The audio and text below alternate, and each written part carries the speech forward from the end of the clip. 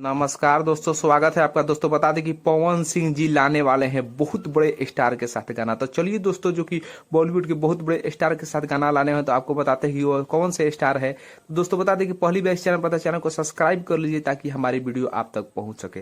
दोस्तों बता दें कि आपको बॉलीवुड के जो कि हनी सिंह और पायल देव जी के साथ जो कि गाना लाने वाले हैं, जिसमें कि सारी मॉडल जो कि विदेशी होगी, फॉरनर होगी। वहीं पर बात करते हो दोस्तों, ये सॉन्ग जो कि टी सीरीज से आएगा, जो कि मेन चैनल टी सीरीज से भूषण जी का चैनल से आएगा। वहीं पर बात करो दोस्तों कि इससे में पवन सिंह जी और पायल देव जी का गाना गाते हुए नजर आएंगे और हनी सिंह जी इसमें रैप करते हुए नजर आएंगे।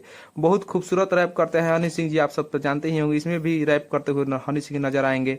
वहीं पर बात करें दोस्तों, ये गाना एकदम बवाल है, जो कि आते ही पूरा धुआं उड़ जाएगा और ट्रेंडिंग सेक्शन में अपना जगह बना लेगा। दोस्तों आपको ये जो कि खबर कैसी लगी कमेंट करके बताइए।